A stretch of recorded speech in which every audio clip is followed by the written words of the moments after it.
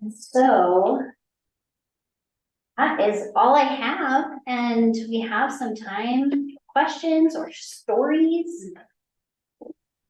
Anyone?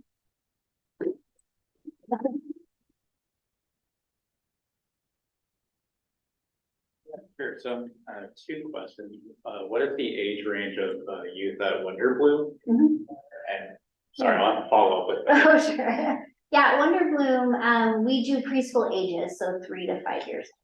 And with that, are there expectations you set for the youth, like when they're going outside or their play? Are there any expectations you set ahead of time with them? Yeah, and so that's such a great question. When I developed Wonderbloom, we're based in our outdoor classroom, which is a fenced-in area. There are other nature-based programs that spend time in unfenced, more wild spaces. Those also have incredible benefits. What we have is a center-based program. And so we've converted the space from a playground to an outdoor classroom. And so we're able to incorporate some of these more risky natural play elements into the area. We do have expectations for them because especially at this age, their world revolves around them. They're still pretty egocentric. And so they might be thinking, oh, this feels good for me, but how is this now impacting everybody else around you? And so in each of our areas, we do have a set of rules about like, sometimes it's like how to play with certain things. Like we have these really big long sticks. And if we let them hold them like this and run around the outdoor classroom, they're going to start scaring people. And so we have a specific area that it's like those really long, awesome sticks, they get to stay right here because that's a safe place for them to be. And then we talk about why. So yeah, great question. Anybody else? Yeah.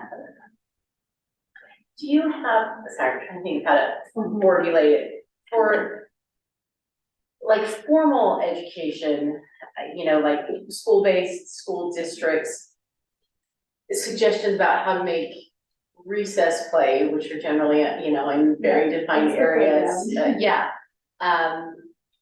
How to incorporate some of these ideals more in a place where liability and some of those rigors are really important, but I don't know, suggestions for children who are playing on those spaces.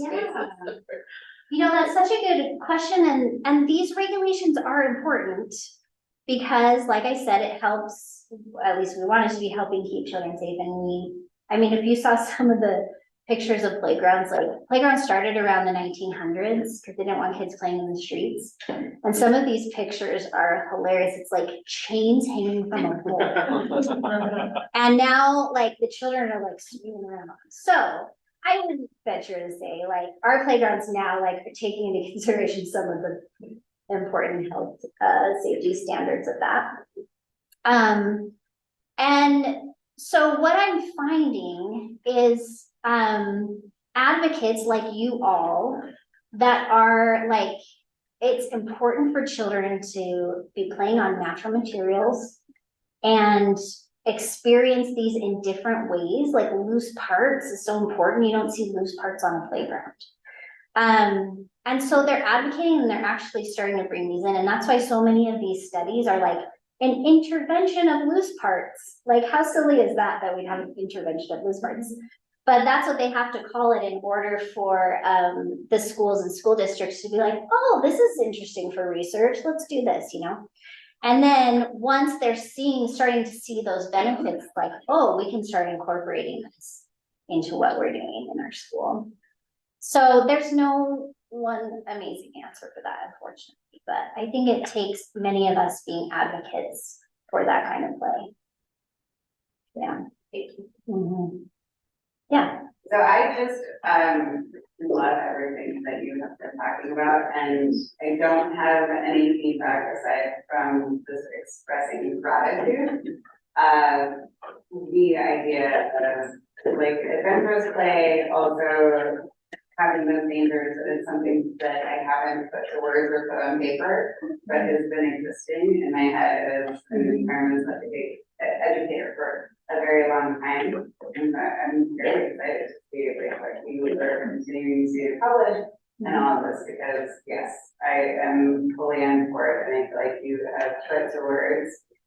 everything that I've been thinking for a very long time. So thank you. Yeah, I'm glad to hear it.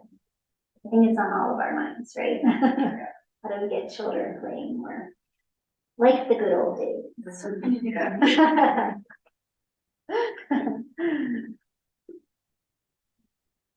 I had a question. Yeah. So you mentioned like the big, long, pointy sticks stay in one area, and I got me thinking about how you share that information. Imagine it's not signs, it might just be repeating things, or like how can you speak to like how you share that information with how the space is expected to be used? We actually do have signs, even though the kids can't read them. And that helps us as adults all use consistent language. And then like if we have parent volunteers or something coming into the space, they all are using the same consistent language so that the messaging to the children is always consistent. And then, yeah, a lot of reminders. And we always phrase it in a really positive way. Instead of saying, don't do this, it's like, these can do this. This is for this. But that's just one way to do it. And so I know that there are many options for how educators have navigated these spaces. There are some educators that they don't have that kind of restriction, and they allow more freedom with that. We've noticed with our program, with our post-COVID babies, we have to teach a lot of social emotional skills right now, and so we maybe have a little more than we would pre-COVID. Yeah. I guess kind of just like a comment or reiteration, really like the reframe. I'm not saying be careful, because that's something I've like heard about and thought about a lot. I'm like, well, of course they're gonna be careful, like they're noticing what they're doing, but like putting attention to them noticing what they're doing, what you may notice that they may not notice. I think that was really helpful in like, yeah, like facilitating that process in any environment. Yeah, exactly. It's not putting the words in their mouth, it's having them come up with it themselves. Yeah. I'm curious about, in the data, the discrepancies between children that have opportunities for risky play and children that don't have those opportunities. It seems as though, risky play can happen anywhere, in any context, but also, you know, in the culture that we live in, specifically here in Utah, you know, a lot of the adventurous opportunities for kids are expensive, take time, they need transportation, whatever it may be. And so I'm curious, what are your suggestions for making more opportunities for risky play for people that wouldn't necessarily have the opportunities to go to Wonderbloom or to take their children camping? Yeah, that's so important to think about people's access. Especially, you know, in cities where they don't have their own yards and so forth. I worked on a research paper with this man, John Bello from Arizona State University.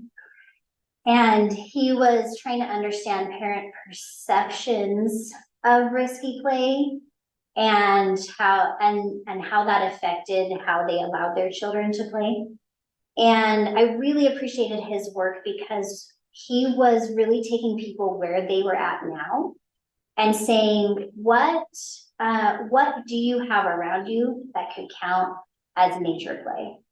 And so does that mean that when you're walking along your sidewalk that you have a curb that you can balance on while you walk to school? Then that counts. And so he really took that perspective in talking to the parents and formulating information to them about how to help them kind of stretch their thinking about how you're letting your children play and how you're managing it so that they're still safe, but they still have some of these opportunities.